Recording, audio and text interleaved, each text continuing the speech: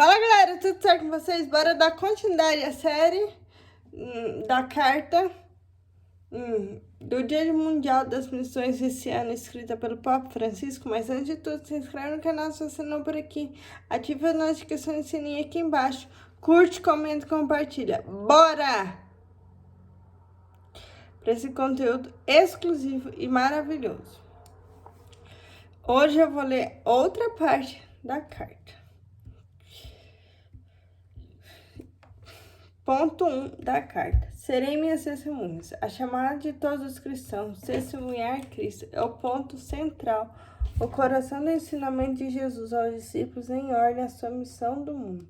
Todos os discípulos serão testemunhas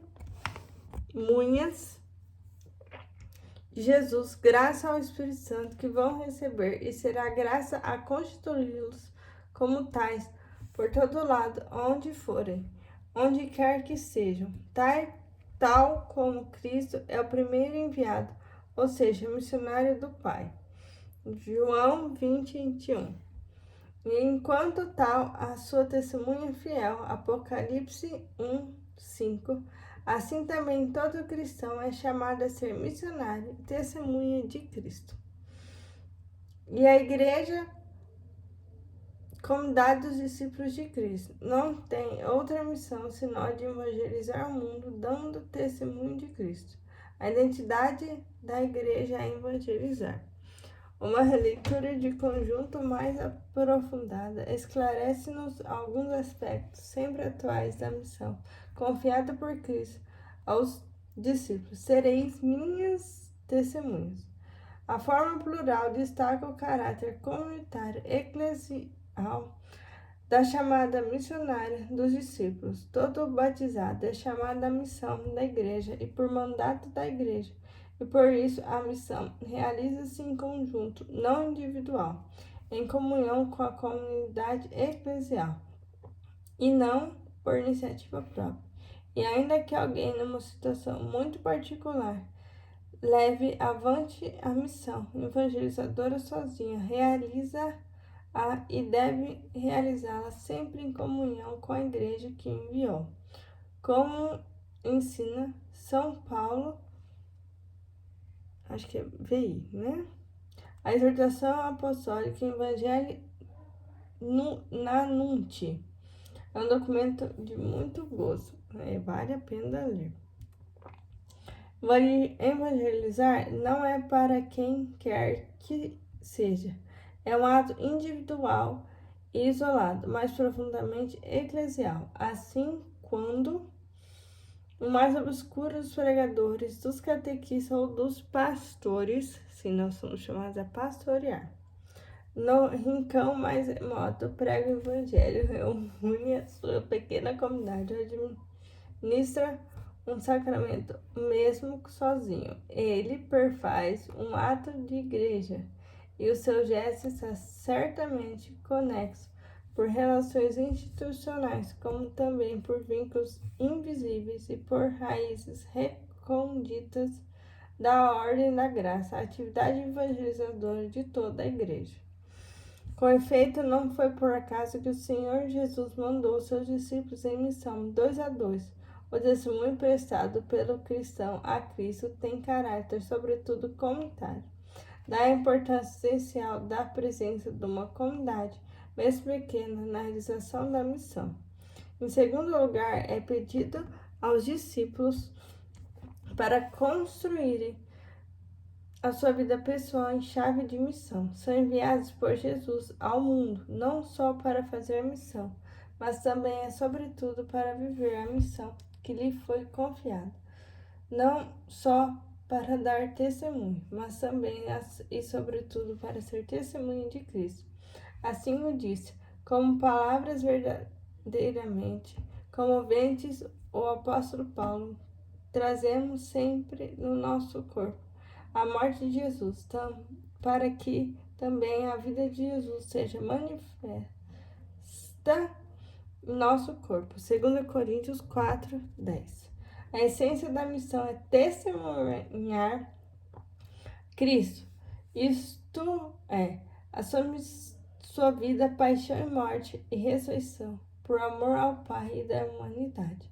Não foi por acaso que os apóstolos foram procurar o substituto de Judas entre aqueles que tinham sido, como eles, testemunhas da ressurreição. Atos, capítulo 1, versículo 22. É Cristo, e Cristo ressuscitado, aquele que devemos testemunhar e cuja vida devemos partilhar. Os missionários de Cristo não são enviados para comunicar-se a si mesmos, mostrar as suas qualidades e capacidades persuasivas ou seus dotes de gestão.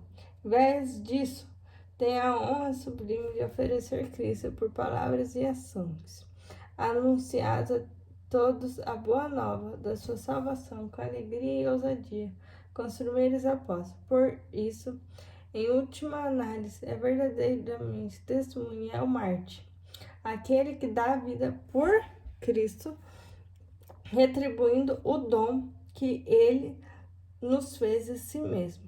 A primeira motivação para evangelizar é o amor que recebemos de Jesus. Aquela experiência de sermos salvos por Ele, que nos impela a amá-lo cada vez mais. Aí está lá na exortação do Evangelho Gáudio, no parágrafo 264, né? Aí o Papa Francisco também vai falar: nós, enfim, o propósito cristão permanece sempre válida. Essa observação de São Paulo 23, na Evangelho Nanuntaindi, no parágrafo 41. O homem contemporâneo escuta com melhor boa vontade as testemunhas do que os mestres, ou então as escuta aos mestres, porque eles são testemunhas. Aí, né, por consequente, é fundamental para a transmissão da fé, o testemunho da vida evangélica dos cristãos. Por outro lado, continua igualmente necessária a tarefa anunciar a pessoa de Jesus e a sua mensagem. De fato, o mesmo Paulo continua mais adiante. Sim, a pregação, a proclamação verbal de uma mensagem permanece sempre como algo indispensável.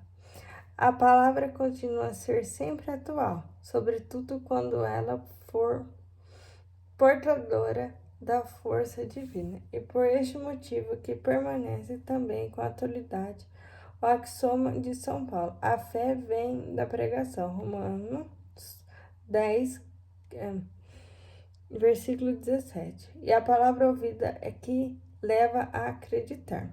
Por isso, na evangelização, caminham junto o exemplo de vida cristã e o anúncio de Cristo, serve ao outro. São os dois pulmões com que deve respirar cada comunidade para ser missionária. Esse testemunho completo, coerente e jubiloso de Cristo está seguramente a força de atração para o crescimento da igreja também no terceiro milênio. Assim, exorto todos a retomarem a coragem, a ousadia, aquela parresia dos primeiros cristãos para testemunhar Cristo com palavras e obras em todos os ambientes da vida.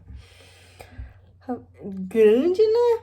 Mas o Papa Francisco tem algo muito concreto que é sobre a evangelização, sobre a nossa vida, que é o evangelho vivo para esse mundo. Então, que nós devemos evangelizar e ser testemunha nesse mundo. E que Deus te abençoe.